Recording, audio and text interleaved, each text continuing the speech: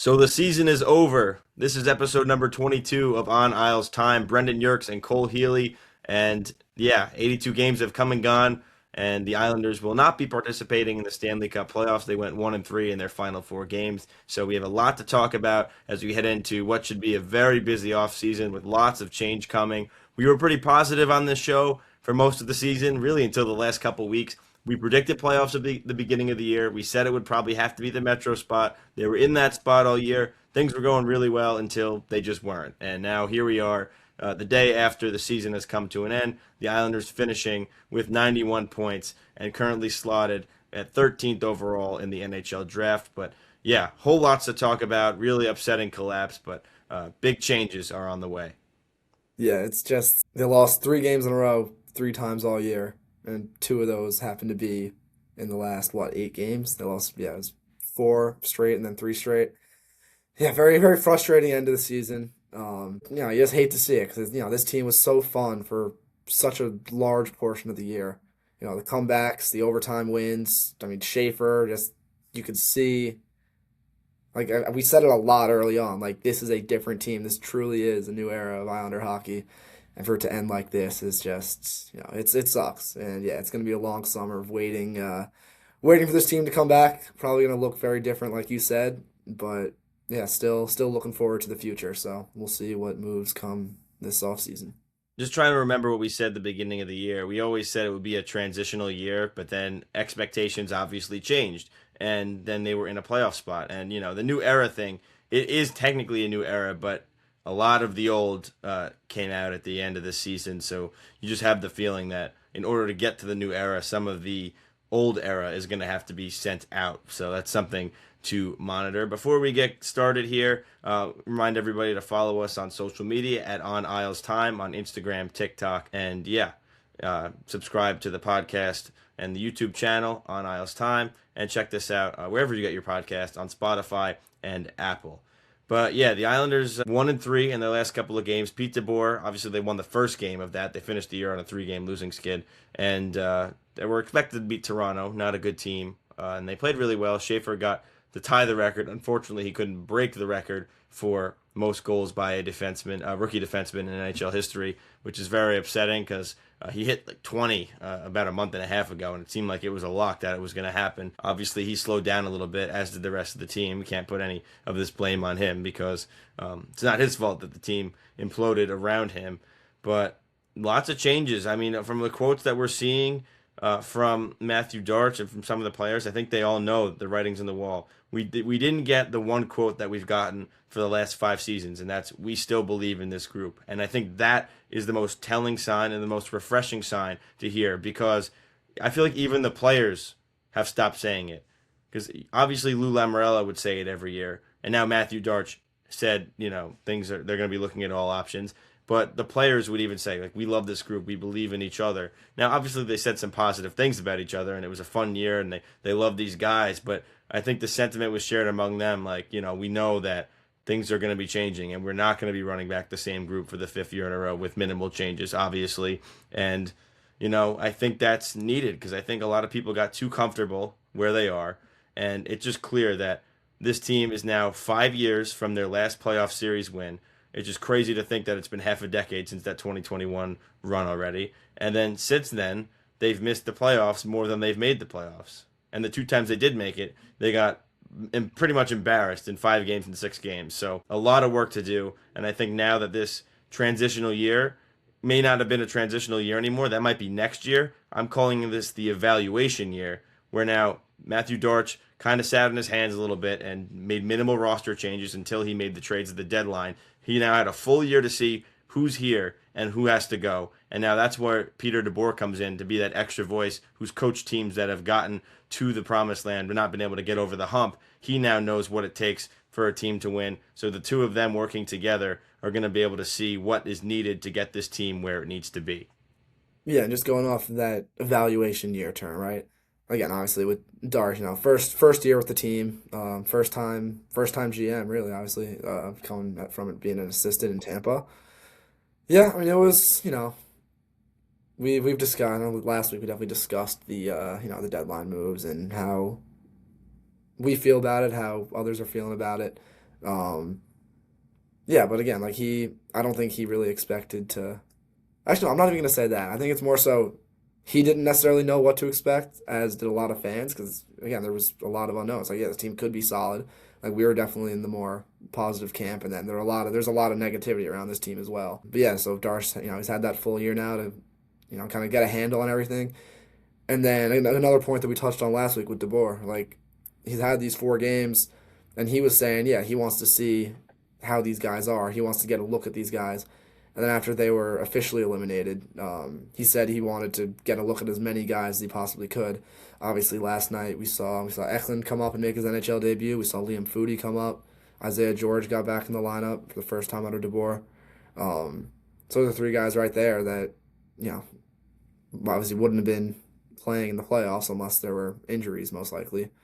No, now that game was really the only truly completely meaningless game. And yeah, DeBoer just used that to, again, like you said, evaluate what he's got here. Um, and yeah, and that's another part of why getting him now and not waiting till the offseason is so big. It gives him a chance to, again, just get a grip on what these guys are like before training camp. Like see them when, in big games like those first 2 games definitely were, huge, obviously. And then, losing against Montreal was kind of, that the writing was on the wall there, even though they weren't officially done. Yeah, but again, it's not the end of the world, right? It's tough. Like I said, it sucks. But yeah, I could definitely see next year being that transitional period. Obviously, a lot of the prospects are coming over, which we'll touch on later. But yeah, there's a potential for a lot of change, a lot of lot of long time Islanders to be gone next year. Yeah, so like you said, definitely a big off season coming up for Matthew Darsh. To go with what Peter DeBoer said, I mean, we'll see if he makes changes to the coaching staff around him. But I saw that he mentioned the power play and things he said in his 4 games. This quote posted by Stefan Rosner, but said by Pete DeBoer after the game. He said, "It was fairly happy with how we defended. We didn't score. Power play needs a ton of work. We're starting to put in some building blocks, and we're ahead of the game that way for next year." So I think that's so important that an established veteran coach has come in and said that the power play needs work, because I think every coach has kind of said it, and we've seen it for years. I mean, it's been like a decade. I think Thomas Hickey said like it's been too long since they've had a good power play, and it's mostly because of the personnel that they have, and that's half their fault and half not their fault. You obviously have to be able to attract the star talent. Maybe in a couple of years, building this thing the right way and having Schaefer, they'll be able to do that. But that's got to be a focus, and I think that's so important that DeBoer recognized that right away, because on Saturday they went 0 for 5 on the power play and gave up a shorthanded goal, and then they lost that game. Like with everything going on, they had their backs against the wall, and the Islanders probably weren't going to make the playoffs anyways unless they won all 4 games. But they actually obviously won Thursday. I thought they played well in the games on Saturday and then the game on Sunday as well. I mean, the first period they looked great. They were throwing the body around. DeBoer demands a more physical game, and they were playing well until they gave up that shorthanded goal on a bad play, and then it all fell apart from there. And they couldn't find the back of the net. Their top scorers like kind of went cold at the biggest moments, and then the game Sunday, I thought they were dictating play and they had a lot of chances. Yes, gave up some chances, but were in it. And the only problem is the shot selection wasn't good, and the quality of the shots weren't good. Right into the chest of Fowler, and they gave up a goal, took a penalty, gave up another one, and they had what has plagued them all year, this year, and the past couple of years. A minute mental lapse. They gave up 3 goals, and now they're usually not that extreme, but in that specific example, that's the whole game right there. And the rest of it, they were pretty much the better team, with Montreal being able to sit back and just let the Islanders shoot from the outside. So that's what's good for DeBoer to see where they need to make changes, what players can fit his style of play, and just how they're going to be able to win and play in today's NHL style. And that starts with sending guys out and changing things. Yeah, like I'm with you. I feel like they played those first 2 games on Thursday and Saturday. They played really solid. Yeah, I mean, I loved those first 8 minutes, 10 minutes on Saturday with just how physical, like it, obviously with the fight right off the bat, Lee and Kachuk.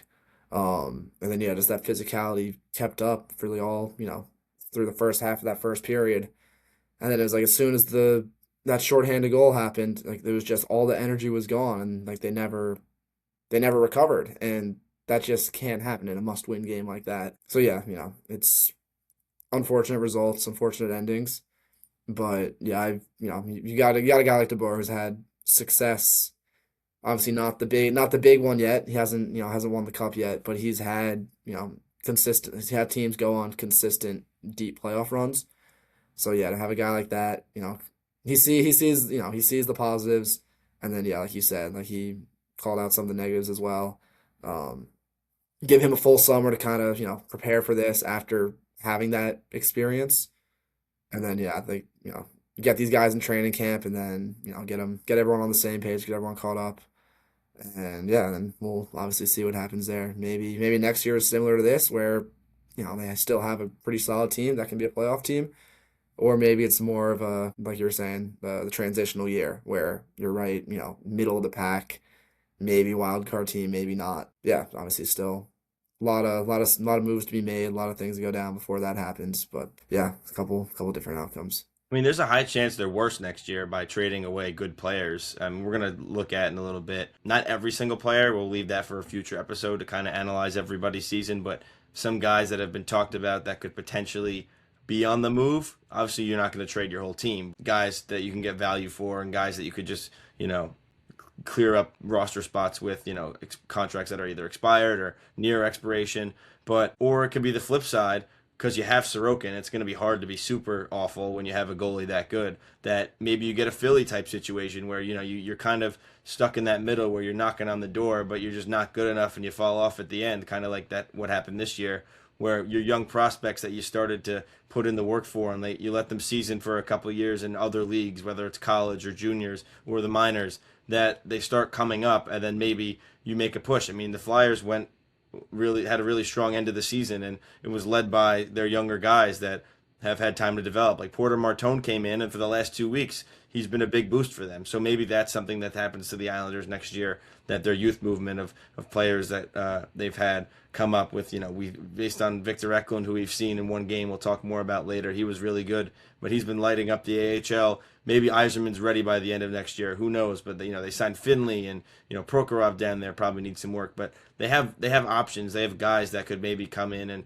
another college guy, Danny Nelson's probably going to sign at the end of next season too. So you never know what could happen in regards to that. But they need to get younger and they need to make some changes and just get some new bodies in this squad. And I think it's really just disappointing that this season ended this way because I myself had so many great memories at games and just experiences, and there were a lot of fun ones, epic comebacks. But I just think that the puck luck ran out, and the Islanders typically weren't a team that would get the puck luck, get the bounces to go their way, and then also when they did, take advantage of it.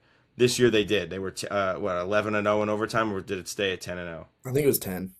Yeah, I think it was 10 still. I don't know if they went again. They kind of stopped going to OT towards the end of the year, I think, because they were Yeah, they were behind in a lot of games. But all those overtime games that they won, and big moments, last minute goals. It's just things were so great, but it just wasn't sustainable with the way it was going, and it's just so disappointing that we're not going to watch this team in the playoffs. But in the long term, it might work out for the fact that we're going to look at it and be like, hey, like 2 years in a row of not making it. Maybe this was for the best, that they realize we need to start making these changes here, or else we're kind of going to get stuck into a really bad situation, kind of like the Red Wings, who are now have the longest drought in the NHL, 10 years, because they let their assets just rot. And now, obviously different because we have a few more prospects than that, but we need to accumulate as many assets and prospects as possible. So maybe by shipping some people out, we could recoup the first from the Braden Shen trade. Because I think that's the big criticism on Darsh, is that he made those moves in the season where it was kind of supposed to be the transitional year and just see what you have. But, maybe he'll learn from his mistakes. He said he didn't regret those moves and he thought the team was playing well up until the last few games after the trade deadline. And then that Ottawa game where they gave up the last minute goal is really what sank the season. I agree with that. I get why he tried to buy. I don't think the moves were the best moves, obviously without giving up much. So hopefully he learns from this experience and kind of sees like, all right, this thing is not as close as we thought. So, I think that's the one benefit of it. He tried. Now it's, it was Lou's team. Now, by the end of this offseason, it'll be Matthew Darsh's team. yeah, and yeah, obviously the first big step there is, Patrick Waugh was not a Darsh hire. DeBoer is. So, that's really the first big domino to fall. Yeah, just going back to like what you're saying with the criticism on the Shen trade, right? It's like the team was kind of playing with house money all year. It's like Just, it was such a fun team getting so much, so many big games. There was comebacks. Obviously, you don't want to find yourself in the situation where you got to come back every game, but they were just kind of, Sorokin faced the most high danger chances in the league this year. Like you could tell it wasn't sustainable, but it went on for so long throughout the season that it got to the point where it felt like maybe they can get away with it. Yeah, so I definitely would have liked to keep that first. I know we've talked about that on here. I don't love giving up a first. And I've liked Shen so far. Like, defensively he's struggled a little bit. But I think generally he's been fine. But with how the market was this year, that was the cost for him, unfortunately. Matthew Darsh is the one to bite. Obviously we'll see how he comes back. He's still here for 2 more years. Signed through that period where you finally want to see some of these prospects take the next step, become regulars in the lineup, become regulars in the NHL, start to produce more. But you can't change the past. It is what it is now, Right. and I just gotta keep building for the future. Well, can I say this about Shen? He was actually very good down the stretch. I criticized him early after the trade. I feel like he missed some chances and missed the net. But yeah, his defensive ability is kind of slipping away a little bit as he gets older. But he was scoring and he was producing, and it was a big help for Cal Ritchie. So he really wasn't bad, and that wasn't the reason that the season imploded. It's just the price tag and the assets they gave away is what make you a little upset about it. But I think Very he'd be physical better too. off. What? Very physical too. I did not realize he was as physical as he was. Like he just Yeah, every no, you're shift right. he's always he was. Well, I somebody was I like posted that Schaefer took less hits after Shen came in, and I didn't even think about that. He got ran yeah. at less, so it's just like the psychology of it. So that's not the worst thing in the world, but I just think that he was better at wing when DeBoer came in and put him on the wing. I think that's where he should go next year, especially with the surplus of centers that are there. And I really think Cal Ritchie, as good as he's been on the wing, he needs to get back in that center position because that's where he's going to be long term, or we want him to be long term. If they try it out next year again, if it's really not working, they could put him back, but they have to try to open up a spot in the middle six for him to be a center. And although it has been working with him on the wing with Barzell in the middle and Shen on the other wing. So a lot of questions to be answered, but that's when we know who's on the team. We can make lines in September. But as far as looking ahead, we could just start some discussions on our initial thoughts on some players who might stay and some who might go. I put a list together of a couple guys that have been kind of rumored, just sparking discussion online on where they're going to be next year. And it's just like it's hard. And this is where they could recoup the assets of that Shen trade and of past trades, or just to get more, so they can get as many prospects and picks, or good young players as possible. Because that's the name of the game here: is just get as many as you possibly can. And then if everybody happens to be good, it's a good problem to have because then you could ship some out and get a better player, or keep kicking the can down the road, get more picks. You have options, and obviously you want all the prospects to pan out. So the big one, we brought it up a little bit last week. It's Anders Lee. He's been the captain for 8 seasons. He spent his entire career with the Islanders since he came up in 2013. It's almost hard to see him playing somewhere else. But then again, we felt that way about Brock Nelson, and now he's been thriving in Colorado. And, league wide, I feel like he's more well known now as a player that he's on that team. And because obviously the gold medal, that's side point. But Anders Lee, he's expiring contract 7x7. It actually didn't go as badly as we thought it would, because obviously we knew when a power forward signed a 7-year contract, especially with the cap situation at that time, it was Yeah. very tight. Not even just for the Islanders, just the way the NHL had to function. But is he gone now? I mean, everyone's saying maybe trade him, but I said they're not going to trade the captain. They're not going to trade him at the deadline unless they were really out of it. So that I get. And maybe his market wasn't as high as we probably could have thought. But he's 36 years old. He's up for a new contract. Could be his last big payday. I mean, not really that big, but I just feel like the writing's on the wall that they need to make a change. And I didn't think this way until maybe the last 2 weeks, but I just think with the way this is imploded and the way the team's going, that they need a new voice as the captain of the team. Like, Anders has played fine, and I think it would be good to have him back in a bottom six role, specifically, maybe a fourth line role towards a close to a vet minimum, if you would want to accept something like that for a year or two. But I think they might just let him walk and say, let's open up the roster spot and move forward with, probably Bo Horvat as the next captain. At least that's what I would do. But it depends on the money and what both sides want to do if would even consider leaving. It just there's a lot of factors that go into it, but it's definitely tough to think about, but it just might be for the best. Yeah, I've gone back and forth on this so much in the last really like 3 days, 4 days. Like throughout the whole season, I was like, yeah, he'll sign like a 2 year deal, take a discount, finish his career as an Islander. And then yeah, like you said, the last 2 weeks, I was like, yeah, he's definitely gone. And then yeah, these last 3, 4 days, it's I just keep going back and forth. I was talking to someone today, and I was saying maybe like again like on the fourth line, that's really the only spot I could see him like. Because yeah, I mean he's still a good player. He still produces. He could be like on the third line, maybe on the second line, depending on the combinations there, right? And he would produce in those spots. But with where this team is at, like you need to be able to have the Victor Eklunds, the Cole Eisermans, like some of these younger guys, they need to have somewhere to go. You don't want to stick them on the third line, fourth line, or like or I mean, really it's just the fourth line. If you stick them there, they're not obviously getting too much. We saw it with Max Shabanov, right? Shabanov doesn't is not a bottom six player. He does not have a bottom six skill set. Again, those you need spots for guys like him. Obviously, that's a little different with him coming over from the KHL, right? But it's the same concept. You need to have spots open for guys to come in, play their role, play their game, play with their play the way they're good. So I think for Lee, yeah, it would be fourth line, maybe the third line. Again, it's tough to say now without knowing who will actually be on the roster.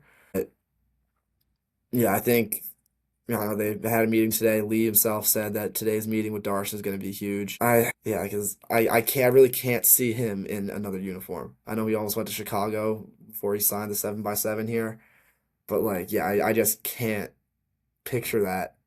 Like this is a guy. I think he's played the most games as captain of the Islanders. So I don't Yeah, remember the exact he's up numbers. there. I think he's number one now for games as the It's captain. like you said, Chicago. You almost signed there, right? But at that point, it would be less ridiculous to imagine it. But now, Yeah. after everything that we've all been through with him for this last 7 years, he's been the face of it all. Like he's had to, you know, like he's had to face the music and talk to the media and deal with everything that's been going on and he's been nothing but a class act in that regard. He's been good in the community. It's so tough, and that's you don't want to get associated with the person because that's how you get suckered into making bad business decisions. But it's nothing against Anders. It's just to think like what is the right move for the organization. And Dortch said today, he's like, "Oh, I'd love to see him play his 1,000th game with as an Islander. I think that would that be next season or maybe two Yeah, years. I think he I needs think 77 more. right. So if he stays healthy, then by the end of next season that would happen. But then again, it's like you have to move forward. And I think just with the team stuck in neutral, it makes sense with him becoming a free agent, where obviously you're not getting anything by just letting him walk, that they just move on and just not offer him another contract. But again, we'll see what they decide to do. I don't want to make a prediction on it because it really is 50-50. Like there's no way to speculate what they're thinking because I think maybe that'll be the first set of news to come out before we kind of get whatever like maybe the first domino to fall for the Islanders offseason is probably status on will they let Anders Lee test the market or not. And I think if they're letting him test the market, then that would lean towards yeah, he's definitely leaving. I mean, like what I'm saying. Like obviously that sounds like all right, they're letting him go, but they could still bring him back if they let him test the market. But I think if he were to resign, it's going to happen before it gets to that point. Yeah. So Yeah, we'll I have to think see. I feel like I'm trying to think, was it Palmieri last year? Yeah, it was Palmieri, right? He signed like mid-May, Right, his that's two-year what I'm saying. I think extension. it would be something like that. Like he'd Yeah. be brought back before he even gets to free agency. But will they? And it's so hard to make a prediction. Like 'cause like I said, Darts just said that quote. And now it's like he kind of wants to move forward, but then he says something like that. So there's no guess. Like it's just what's Yeah. gonna happen is gonna happen, and nobody has any idea. Matthew Darts doesn't know, and Anders Lee doesn't know. So how are the rest of us gonna know? Yeah. Yeah, and it's I want to see him back. I also would love to see him hit 1,000, but yeah, like I feel like I think if he comes back, it would have to be on the fourth line. And again, he's a guy who's still capable. Like he can still play. Anders Lee can still play. He's a guy that doesn't have to be on a fourth line in order to stick around in the league. But I think with where this team is now, I think that's the spot you have to pencil him in at in order if he was gonna come back. So yeah, it's so tough, and yeah, I've been going just back and forth so much. So I really don't know. So yeah, we'll see. I mean, the production was still there. I mean, he had 42 points, one goal shy of 20 with 19, 23 assists. He broke even on the plus minus. Like he was effective still in that role. Like obviously not effective for the 7 million, but if he comes back, like I don't know what he would get. Like I wouldn't want to pay him more than 2. Yeah, But again, like I want like a younger guy to get a chance, like an Adam Beckman in Bridgeport who's near 30 goals with 3 games left in the regular season. Liam Foudy came in for game 82 for the Islanders. He didn't get a shot all year, and I thought he looked solid in the 2 games he played a season ago and never got called back up. So now obviously Anders Lee is a franchise icon and can't be compared to those guys. But when you're moving towards the future, you want a young guy that's hungry to make a difference and kind of bring you into that next era with some speed. So that's the tough part there. Moving on to another longtime Islander, and that's Casey Cizikas. He is got one more year on his deal, and that is next year. Which the cap hit is it's not so bad. It's $2.5 million, and I think that contract. Wasn't really movable for a while, given the low cap hit, just because of the years on it. But now, with only one left, I think that he's another guy you have to look at to try and move. Maybe not for much, but I think that he could be valuable on a team where I don't think he has any no trade clause or anything. yeah, I think he's good. No protection. As far as maybe even a bad team, just to again move on and open up a spot. And I think now's the right time to do that one too. He's been a good fourth liner for the Islanders for years. He's had that same spot, but I think with the moves they've made, they need to open up another center spot. So I feel like Cizikas, it's the right time for him too. Value's good. He had 10 goals this season, which really good season by his terms. I thought he struggled a lot the last few years, and I was kind of ready to move on. But he was a pleasant surprise this year, obviously getting to 10 and being as effective as he was with a bunch of different line mates. But then they kind of settled in and had some consistency that fourth line with Gatcomb and McLean and guys like that playing with him. But I think it's the right time to move off Casey. And then you could slot Pajot into that 4 center spot with him getting a little bit older, with him coming back, put him there, and then that leaves you Horvat, Barzell as your top 2 centers, and then that spot for Richie to go into the third line. I think it's just perfect, makes perfect sense as they want to, again, get younger and transition to the future. Yeah, like both Barzal and Richie said today that they talked to Pete DeBoer and he sees both of them as centers going forward. So yeah, I mean obviously Horvat's staying, and yeah, I mean you saw Barzal and Richie both play on the wing some this year. But yeah, if they're both centers going forward, you got Cizikas and Pajot left over for that last spot. And yeah, Cizikas had a really solid year. He struggled that first month, and then it seems like once November hit, I think he had that goal against the Rangers. It's like early November. I think it was like the second week of November. Yeah, I mean he had a solid year. Like it's not like that. He wasn't his 20 goal year he had the first year under Barry Trotz. But he was solid, and again, he's getting up there. But at 1 year, only 2.5, like that's still a decent fourth line center. So I could definitely see them moving on, maybe shipping to like a team that's still on the younger end, still trying to get over the hump. I don't know. I feel like everyone uses San Jose since they have a ton of cap space. But I mean, I also don't know their center situation off the top of my head. But yeah, like a team like that, right? A young team, and then you send Cizikas there. Like he can again, he's another guy who's still he's gonna give you solid minutes. He's gonna kill penalties for you. Like he's still a decent fourth line center, and has all this experience. Obviously went to the conference finals those 2 times. Like that's and then obviously such a great leader in the room. Like he's send him to a team like that where maybe they need one more. They just need another veteran presence in there to kind of steer the young guys. But yes, I think he's gone. Like I said, I don't believe he has any trade protection. He's one of the few blue contracts that don't have any trade protection. And obviously that gives Darce lots of freedom when it comes to moving Casey Cizikas. I love Cizikas, one of my favorite players. Have his Bridgeport jersey, but yeah, I think it's time for him to go. Say I haven't seen many rumblings on his name being out there. I just think it should happen, and I think ultimately it will, just because of the moves Darsh has made. And again, it's another no hard feeling situation. I mean, obviously, hockey, the game is a business, but just like it's time to move on. And he's an older player. Like I like not everybody could finish their career with the Islanders, and it's tough in that regard because these guys that have been here for so long, I'm sure they want to, but maybe they want to try to chase a cup. But then again, like is a team that's close gonna fit a Casey Zizekas on their team? Probably not. So it's like he would probably want to stay here in that regard, but it's just you need to open up that space and give somebody else a look. So Casey's been great. Again, really good season from him this year. Good on defensive coverage, which was nice to see. But yeah, I think they need to ship him out, and I hope that they do that to free up that fourth line spot and hopefully get those centers lined up in that way. All right, another big one, the Pelech and Pulock pairing. We're going to clump together here, and I think everybody's kind of had this discussion too.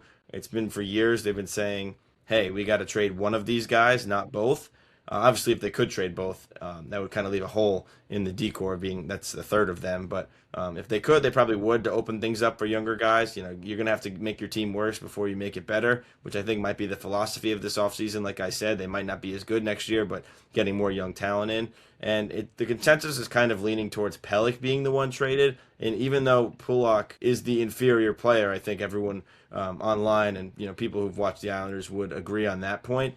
Pelech has much more value and can probably even net you a first round pick from a contender. It's not ridiculous to say. Now, I won't say that it will, but they could definitely get something of value, maybe at least a second round pick, because that not having one, getting a second round pick in return for Pelech would be really good value. And I think just because, look at this, he had 82 games played this year. He hasn't done that his entire career. He's been very solid. Obviously, after Trotz came in, before that, he was, all over the place, and he was a big talking point for a lot of Islander fans. I've had my fair share of arguments about that as well. But Trotz came in and molded him into one of the best defensive shutdown D men in the league.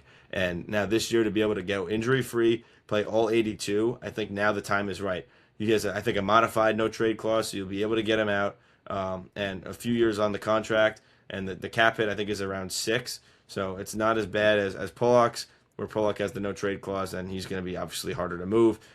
It just makes sense. I think a team like Edmonton would be perfect for him. Obviously, he knows Connor McDavid very well. They played juniors in Erie together. And just they need a shutdown D-man. And I think that if the team can get him on the cheap, maybe even if the Islanders had to retain a little bit, I don't know if they want to do that, but even a little bit, I think it might be worth it to move it. And I think that opens up a spot where they have the logjam of left defensemen, especially for a guy like Isaiah George. Pete DeBoer said that Isaiah George is great from what he saw in this last game, and that he sees him as a regular NHL defenseman. So I think he's ready. So I think it makes all the sense in the world to have obviously Schaefer, Romanov, and then George come in and then move Adam Pelech out while his value is going to be at the highest of his career as he continues to get older. Yeah, I've been saying this for a little bit. I think out of obviously we have Pelech and Pulock grouped together. I'm going to throw Scott Mayfield in there too. I think out of those three, one is gone. And Absolutely. yeah, at this point, I think just with how many prospects there are on the left side, I think Pelech's the one. Yeah, definitely the best of those three. And it's gonna be it would be tough to see him go because he's just so good defensively. Like he does so many little things right. I feel like a lot of people don't pick up on. But yeah, I think out of those three, he would be the one to go. That one definitely has the most value. Yeah, I think he's making like 5.7. 2 more years, I want to say. I don't have it pulled up right now. I could But check. yeah, I think it's about that. Yeah, like you said, 82 games, first time in his career, still a very solid player. Um, he's got 3 more years. But yeah, I mean that's not a bad cap hit, especially with how much, obviously comes up every time you talk about contracts, how much the Cap's cap is going going up. up. Yeah. Um, yeah, I could definitely see a team.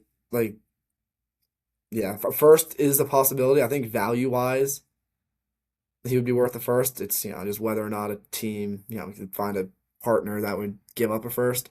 I could see like 2 seconds, maybe like a second, a third, like a late round pick, or maybe like a low end prospect. Obviously, there's so many opportunities. With the retention, I don't think that Darcy's going to retain anything 3 more years. Just, Yeah, I mean, it no. wouldn't really hurt the most with that cap going up, but you really don't I mean, see. it's an option. Like I threw it out there. I don't think it's going to Yeah, happen or they want to, but if the worst case, if they right. I mean, wanted to that's get that's what it took. You got to retain a little bit to get a first. Like, I think right, I'd be that's what fine I'm with saying. that. Like if you're like Yeah. not like I don't think they're going to get a first, but say like hey, like it's going to be a good team making that trade, like an older player that's still like only got a few more years left.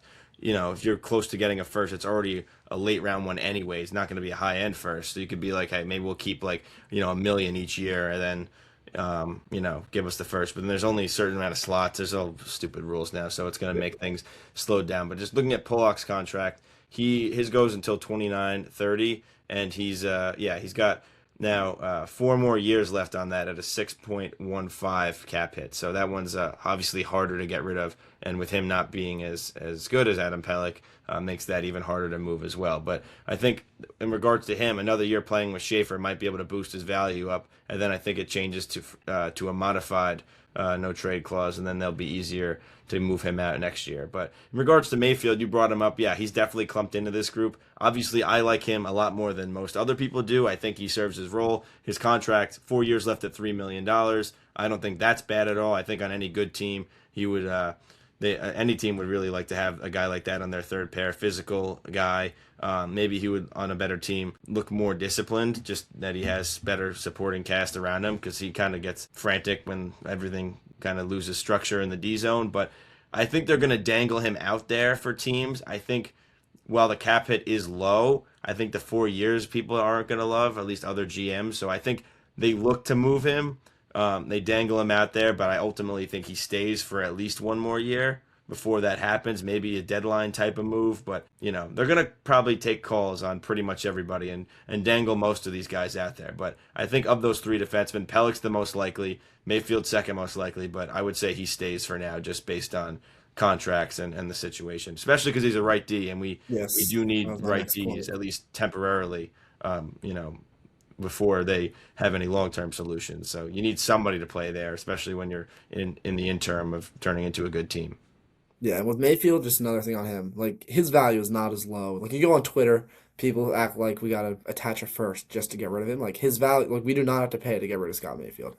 Somebody would I'm give not, us an asset for Scott Mayfield. yes. Now it I'm not wouldn't saying we're be gonna get a a ton premium in asset. return.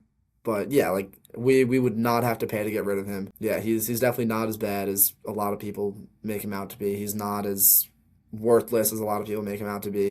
I think a lot of stems from that year where he was playing on the broken ankle the Of whole course. year. He's the And he's I the mean that scapegoat of stadium the defense. series It drives honestly me was nuts. tough. He's the scapegoat of the defense when everybody has bonus diamonds and everybody takes penalties, that he is the guy that gets targeted. And I know that the other half of it is, well, they should have traded him when his value was the highest. He was a unrestricted free agent in 2023, and everyone says Lou should have traded him at the deadline. Probably could have got like a second round pick for him, and he was only getting paid 1 million, so like any contender would have gotten him and paid a premium for his what he does, and then the contract was signed. And I think that's where the hate came in because the first year of the contract was the year that you just mentioned, and now here we are. So Yeah, and it's unfortunate because again, that's another guy who's lifelong Islander. Like he's I don't know how many games he's played. I know he's had some injuries.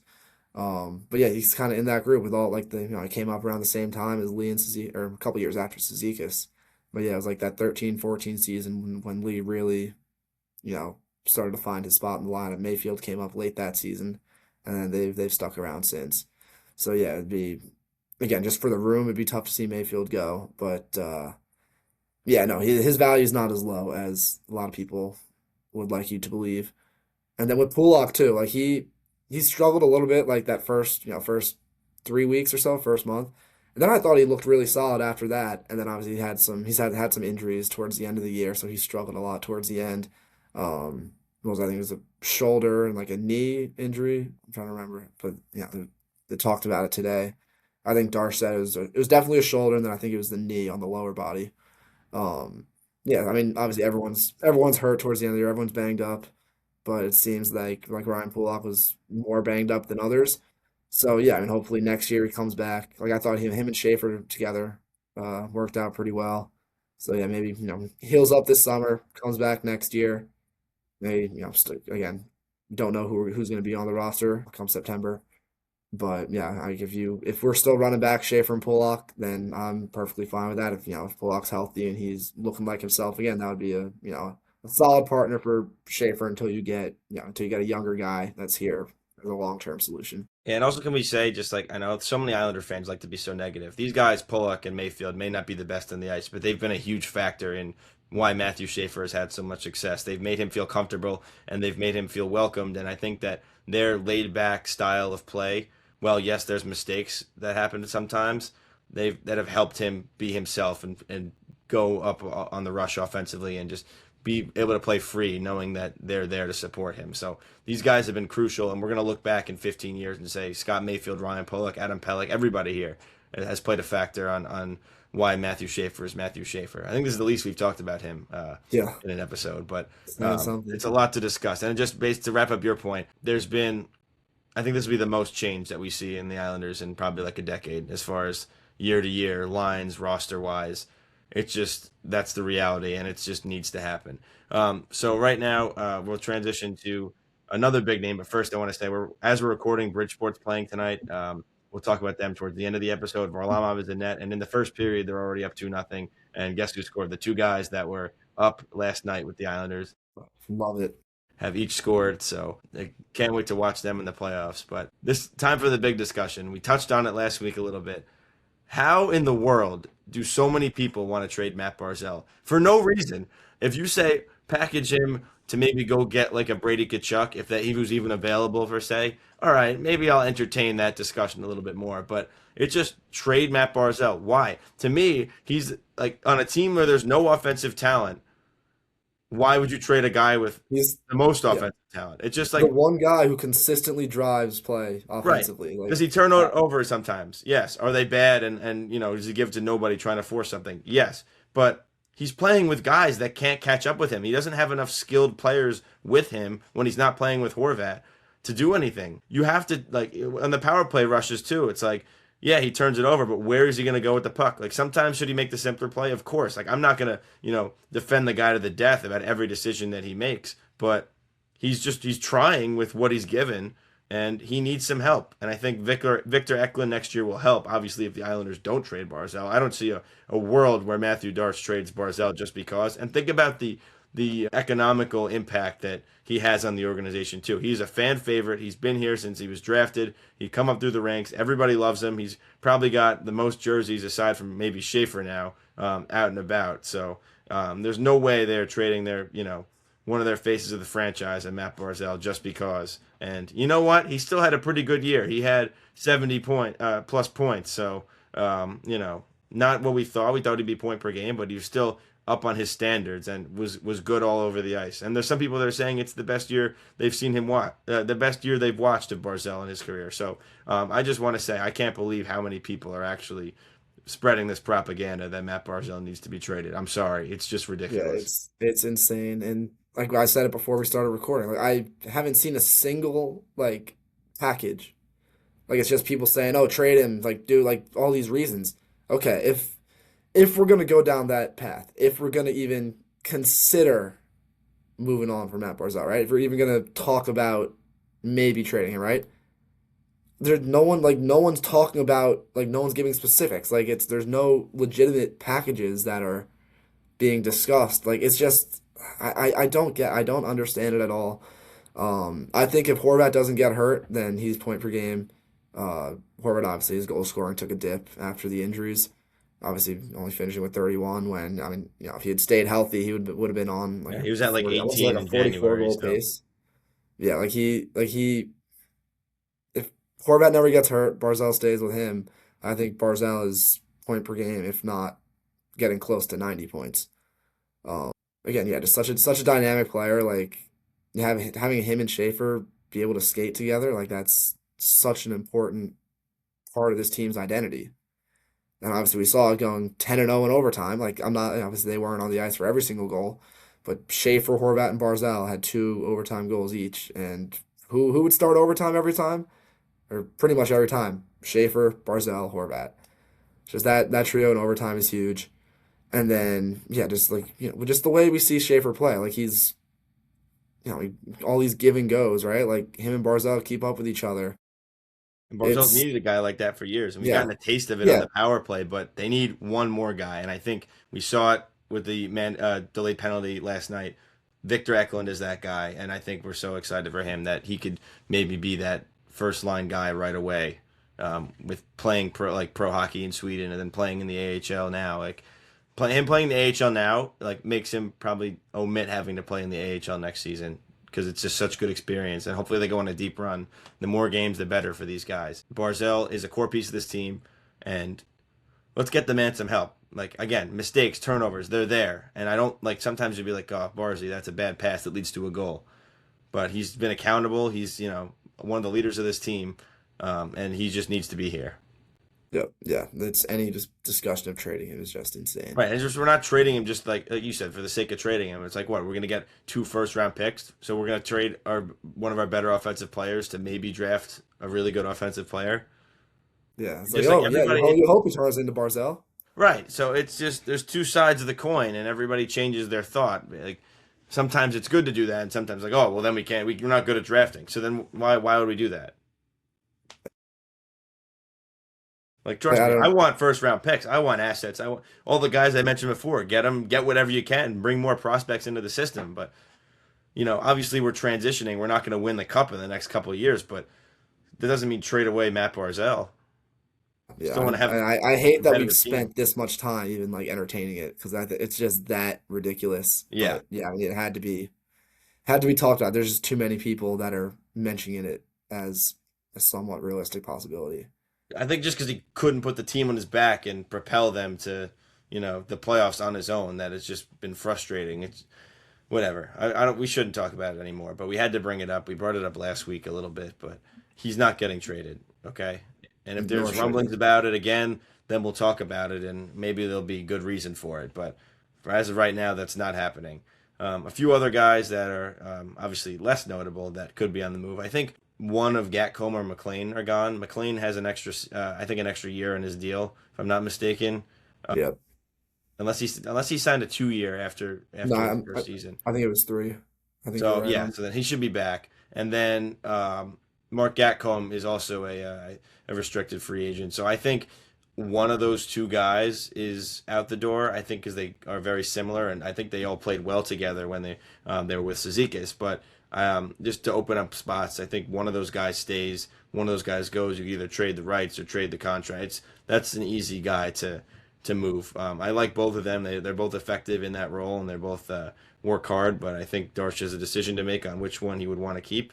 Or he maybe moves both off because again they were here before him. I mean, Lou signed Gatcombe from Vancouver, and McLean was in the system for a few years. So maybe he moves off both. I think he probably keeps one for that fourth line. Maybe he wants to modify things a little bit. Maybe a faster type of guy. But I like the game both those guys bring. So I would think one are gone. I don't know where you stand on that, but Yeah, I keep mean, looking at the free agent list. yeah, I mean, I like both guys as well. I mean, you gotta obviously when McLean came up, I think it was Cizikas that went down. So McLean was at fourth line center when he first got called up. So he's got some of that. He's got a little more versatile than Gatcombe, or at least to my knowledge. I don't know if Gatcombe played center. I know he obviously hasn't played center for the Islanders. He's just been on that right side. Maybe he has that in him as well. I'm not familiar with it if he does. But yeah, McLean had a solid year this year. I was iffy on him after last year, but yeah, like he had a good bounce back year this year. I think it was Sazika was talking about him today. Like it's tough when you're not in the lineup every game, but it seems like every time McLean came in, like he was ready to go.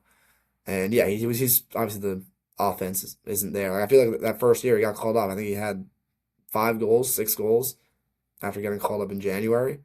Um, Four. but was it 4?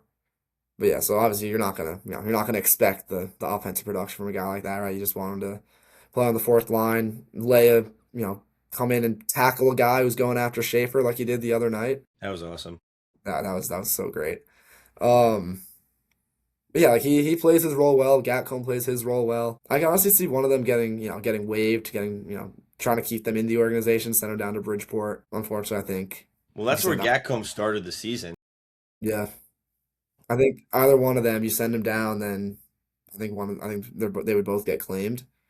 But I don't know. I mean, like you said, Gatcombe started in Bridgeport this past year and didn't get claimed when he was waived. I wouldn't be upset with that either. Keep them in the org, be able to call them up when you need him, when you need a fourth line guy with injuries. And I like both of them, but yeah, I'm kind of indifferent on where I stand with them Right. sticking around. Yeah, I just think like their contracts are short, so they're really expendable. So it's really up to Darshan what he wants to do. We're getting up here on time, so I'm gonna fly through a couple more of these. the bad deadline acquisitions of Susi and Palat. Susi's a UFA. I don't think there's any world where he returns, He's gone. especially with George ready to take the next step. And a lot of left D in the system, maybe Marshall Warren too, but just Schaefer, Romanov, and George are three left D right out the gate. If that's even if they trade Pelech, if they don't, then they have four left D. So there's no way Susi's coming back with a healthy team again. So will be somewhere else. Palat's where it gets dicey because he's got 1 year left at about $6 million. Frustrating that now it's the Islanders' problem. They didn't even get a second round pick to take on the contract. He scored in his first period with the team and hadn't scored since. And he was slow and very ineffective. And I think now we have some hope that he won't be back because Waugh kept putting him out there, but Pete DeBoer did not. Pete DeBoer pulled him out of the lineup pretty quickly. So after he didn't play the last two games, actually, did he play the last game? I know he didn't play the third to last. Oh yeah, he played last night. I believe. The Montreal game he did not play, but he did play last night. So I think there's hope that he'll be moved. There's a potential for the buyout, which I think would take up maybe $1 million of cap space this year and $2 the next year, or maybe vice versa. Or they could just eat it and have him play, which I don't think is the good option because nobody's going to trade for that contract now. So I think the buyout's probably most likely. Yeah, I'm with you on that. It's a very cheap buyout. I remember looking at that when the trade went down. 'Cause it's like, yeah, if he bounces back, if he just needs to change the scenery, he bounces back, like sure, then hold on to him, right? Because we're not gonna be in any cap trouble next year. Like we can afford to have a guy at 6 million for one more year, right? But yeah, I think a buyout is the option now. Yeah, I think it's 2.5 for next year, and then like 1.7 maybe. I don't know, it's something like that. But yeah, it's cheap. And that's the best option. No point keeping him around when he's going to be taking up a spot that could be going to someone else. So I think Andre Palat has played his last game as an Islander. Yeah, that would be good. I know the buyout just frustrating. We have to deal with it, but it's really not the end of the world. We did say that, like it's not the worst buyout. A few more guys. Tony DeAngelo is a free agent. He's now played about a year and a half. I hope they bring him back, maybe on a longer term deal, maybe about 3 or 4 years if they could. He's been really effective. When he got hurt the last couple of weeks, they said it was a groin injury. They announced today. You could tell they were missing him. He was really good at moving the puck. And I saw so many people not thrilled with his game. I think they just don't like him personally, honestly, Yeah. because he was really good at moving the puck. I've never seen a D-man scan the ice like he has. I mean, he could really hit that stretch pass well. And yeah, he has the defensive lapses too. But for an offensive defenseman, you take that. I mean, he had a Yeah. really strong season. He scored a decent amount of goals, a lot of assists, second power play general. Like he's a guy that you want to keep around. Obviously, all his off the ice issues have not come up once. He's been respected and loved in that room. He loves the other guys that are there. So I think he's shown the interest that he wants to come back. I think that now it wasn't just like, oh, he had a good, half a season when they signed him out of the KHL. He had another good year on tape and good year for his reputation. I think they're going to want to bring him back, especially with how thin the right side of the defense is. And I really hope they could find a way to make it work because maybe some other team would want him. But then again, the market might not be as big given his past history. And I think, it's worked out well for him here that maybe he doesn't want to take the risk of going somewhere else again. So I think there's mutual interest in lining that up. And I would be happy to see Tony DeAngelo back on the right side. Yeah, I'm with you there. He was so good. And it's like when Pelech got hurt in 2020. It's like when he goes down, you realize how important he is to the team. It was the same thing with D'Angelo. It was that Chicago game, he got hurt. And then yeah, that's really when the downfall started. The true collapse to close out the year. So yeah, I think he should come back. Like yeah, and like you said, a lot of people were not thrilled with him for whatever reason. But I saw a lot of people saying when Nick Leddy went on waivers, we should bring Nick Leddy back. Like Nick Leddy is the left-handed Tony DeAngelo, except worse now. It's like yeah, like in his prime, right when he was an Islander, his last couple years of the Islanders, solid offensive defenseman Leddy, but still had those defensive lapses. That's like pretty comparable with DeAngelo, right? That's just that like that's just what happens with an It's just so offensive defenseman. frustrating because I remember people screaming about him then too, like, "Oh, Nick Leddy, he's all over the place. He's so bad." Johnny Boychuk, "Oh, he's so bad." Like Devon Taves, and everyone's like, "Oh, we shouldn't have never traded him." Everybody said he was horrible when he was here. So it's just like, I mean, this is just why Twitter is just too much, and we have a lot of stock in Twitter. We're on this app a lot, and just especially just for the Islanders coverage. But it's all name recognition. Everybody changes their mind, but no defenseman is perfect. I mean, the best defensemen in the world get beat. So it's there's only a select few that are up even in that echelon. So defensemen are not perfect. It's a hard position to play, and for Tony DeAngelo to have 5 goals and 30 assists this year on the back end is meaningful. It's So huge. Loved by his teammates in Philly, loved by his teammates in Carolina. All the guys in the Islanders love him. It's really since the Rangers, like there's been no issues. right, and people want to bring that up, and again, he's very outspoken about certain things off the ice, and I don't know if that has anything to do with it, but just people do not seem to like him, but he's been effective, and I don't see a way he doesn't come back. I don't think he would try to gouge the Islanders for a contract. I think he wants to stay in the NHL in North America, and I think in his place now he's felt comfortable. For him, he wouldn't want to really risk anything else. So I think that they'll find a way to make that happen. As far as another right side defenseman, Adam Boqvist, I think he's gone too. They had him as depth, but really was not great. I didn't think at all when he appeared this season. I think that they probably decided to move on. I mean, he was when the half the team got hurt last season, they claimed him off waivers. Was effective for that, filled in the hole, and now they had him as an extra this year. So he'll probably sign with, I think, a bad team somewhere and just get minutes. But I don't see a way they bring him back. And then another guy, Max Shabanov, I'm excited about. I think he didn't get a fair shake this year. That's what's tough about the team being in the playoffs all season long. If they weren't, then they probably would have been, all right, let's throw Shabby out there and let him, develop and get time. But when the team's playing so well, it's hard to let a guy experiment like that. So I think with Wah, it was like, oh, he's probably going to leave and go back to Russia. But now with Wah out of the picture, DeBoer said, oh, I'm really excited about him. He liked the games that he played initially, the first two before he got banged up and was hurt and taken out. So I think he might be inclined to sign that contract as an RFA to come back and, with the team transitioning, maybe opening up spots. DeBoer might give him a fair shake, but he's got to stay healthy. Obviously hard for a small player, but I liked what I saw from him, and he might have a shot to hopefully stay, and I hope he does. Yeah, I mean, he had some injury issues. I know early on he got hurt. I think it was that first game against Ottawa in October he got hurt. And then, he comes back in the lineup with DeBoer and then he gets hurt again. But, yeah, this, like, towards the end of obviously he scored in Carolina. He had, and against Toronto, like, he had, 2 points in those 2 games, right? I thought he looked good. And yeah, he's another guy I was really excited. I was really high on him coming into the year. And then, yeah, obviously it's just tough. And like we've been saying all year, too many middle six wingers that just squeeze other guys out. Yeah, like I want Max Shabunov to stick around. I'd love to see him get more of a shot next year, especially if it is that transitional year, right, where maybe the team isn't as good as they were this year. Just see what you got out of him and see if he can really break out next year. And I mean, the hands are great. Like he finds space for himself despite being such a small player. Yeah, so I like Shabunov a lot, and I'd like to see him come back and get more of a look next year. Yeah, he had 18 points in 44 games, and I feel like what I said about him all year, he had a lot of breakaways and a lot of setups for other guys that just didn't end up in the back of the net. So the chances were there. So hopefully another year of, after adjusting to the NHL game, he works hard and gets another shot. So I'd hope that he decides that he wants to come back and that the team feels that way, which I think they do. Another winger, Anthony Duclair, I think the writing's on the wall for him. Hasn't worked out. I thought he didn't really get a fair shake under Waugh either this year. I thought he was taken out of the lineup too easily compared to some other guys like Drouin and Palat, who kind of had a longer rope.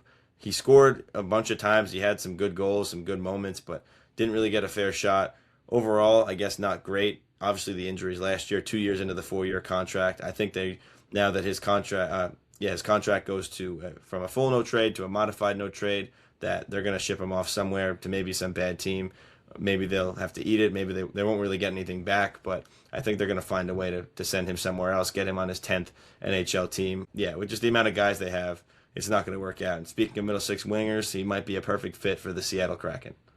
Yeah, yeah, they love their mid teams. They got a mid coach in Lane Lambert.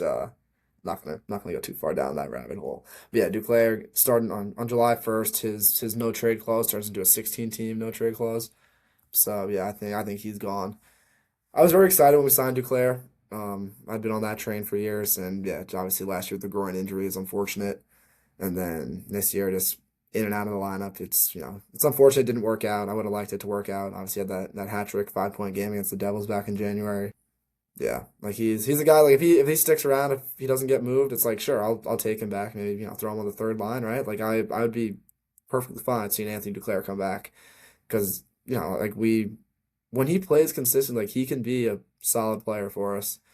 But yeah, it's just like this year. There's just so many, you know, just so tough to get into the lineup, especially when the team was winning, especially when they were in the playoff spot for so long. So yeah, I mean, I think they'll look to move him. I know there were some rumors that they were trying to move him. I don't know how accurate those were, but I would not be surprised at all if that was the case. I can't remember who reported it, but yeah, I would not be shocked to see Duclair gone this summer. And also keep in mind, Duclair was a Lou signing, and Lou wanted him for a couple of years before he was able to bring him here. Which is just weird when Wah was here that he didn't give him more of a shot because you thought they would be on the same page with that, and because Duclair played for Wah and Junior. So I don't know why that was all so weird with Anthony Duclair with that whole situation, but he's just not a Darsh guy, so I think he'll get moved out as well. And the last guy is David Riddick. I think they're going to look to bring him back, probably on another 1 year deal. He obviously was great early on. As the season went on, fell apart a little bit, wasn't as good. But I think given the backup goalie market and what's out there, he probably gets another year contract, especially if, Varlamov, we can't really rely on him being the full-time backup, given the injuries he's battling back. I hope he can. But then if you have that situation, then you could either, put Riddick on waivers or something, or try to move him if you need to. So I think they'll probably bring him back. Yeah, he was very open that wanted to stay back. I think he said this is like the best room he's been part of in the NHL. So yeah, I mean, I like Riddick, good teammate. He seems like a good guy in the room. But yeah, I mean, if he comes back, great. Sorokin's back up. If they go a different direction, like yeah, I don't care one way or another with Riddick. Obviously, I think it'd be great to see Varlamov come back, but yeah, that's too much of a question mark. So, like this past year, you need to sign a backup goalie who's he's gonna be ready to play. Right. All right. That was a lot of discussion on probably like half the team, but we don't know who's going to be moved, but we know things are going to happen. Like I said earlier, the Islanders will probably have the 13th pick in the draft. They have, I think, less than 3% odds to move up 10 spots to number three. That's the best case scenario. Hopefully, nobody from behind them jumps up. Obviously, the odds of that are very low. Then they would fall back a spot or two, but I would expect if that did happen, it would only happen once. Happened last year, so probably not. It was 14 that went from 14 to 4. That was Utah. So hopefully the Islanders get lucky and go up there, maybe draft a right side defenseman, or they can get a nice winger up there. Either or, I mean, we'll take it if we can get that high again. But it is a deep draft. They're in a good spot. A lot of right D in that top 15 range, which is kind of perfect because that's the spot they're lacking in the system. Obviously, still want the star forward, but need a right side D for Schaefer going forward. But yeah, that's where the draft stands. Hoping to get lucky. I think it's probably early May, the lottery, but we will see. Just too bad that they're not going to be super high. It's unlikely, at least, unless we get the ping pong balls to bounce our way. That's the not good about just missing the playoffs, since you're in that tough spot. But last You gotta make discussion. the This has been a long sacrifice again. episode. But what did you say? You got to make the sacrifice again. Worked last year, Yeah, right? I When did. we Yeah. started the show up. I Well, think that was it's the first still. episode, right? Draft I lottery think it last year, was. I first mean, episode. the ping pong ball is still in the ground, so it hasn't been taken There you out. go. So maybe if we lose, it's time to take it out. Could be, could be. Maybe I add another one. There you go. No, because that one says MYI number one, so this one can say MYI number three.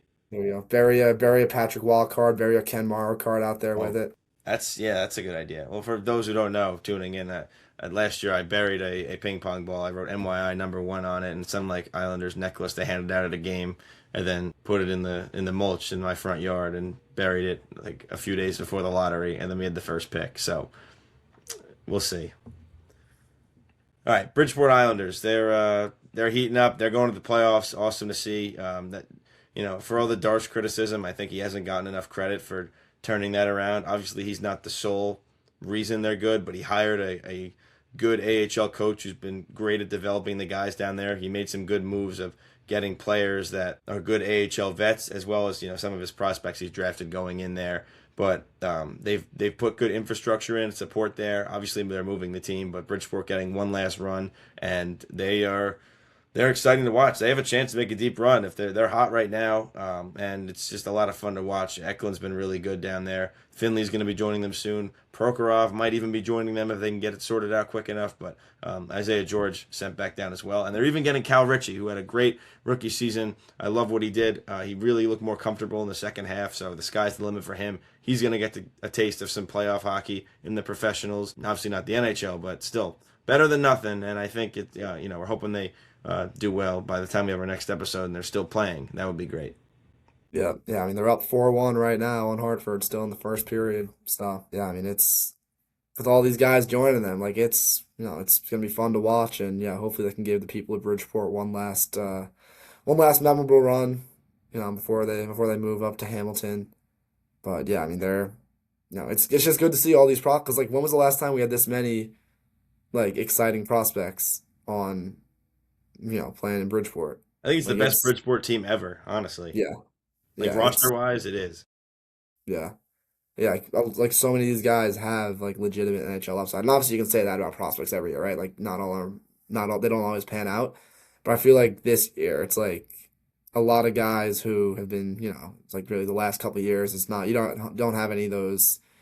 It's like Quinn Finley drafted in 2022, right? Like he's like on the older end there. Like out of this group of prospects. So, yeah, been a while since it's been like that. So, yeah, hopefully Bridgeport can go on a run. Who knows? Why not finish off their tenure with a Calder Cup win? That would be awesome. Really great to see. But long episode, we got a lot to discuss. But remember, change is the key here. Changes are coming for the Islanders, and it's good to see. But for Brendan Yerkes and Cole Healy, this was On Isles Time episode number 22. Again, make sure to follow us on social media at On Isles Time. Subscribe to the YouTube channel for the video version and some extra content. And yeah, find this podcast wherever you get your podcasts, Apple and Spotify as the main two. Thank you so much for tuning in. It's been a great season. We appreciate everybody who's listened throughout the regular season, and we're looking forward to bringing more Islanders content throughout this, what should be a busy off season. Thanks, everybody.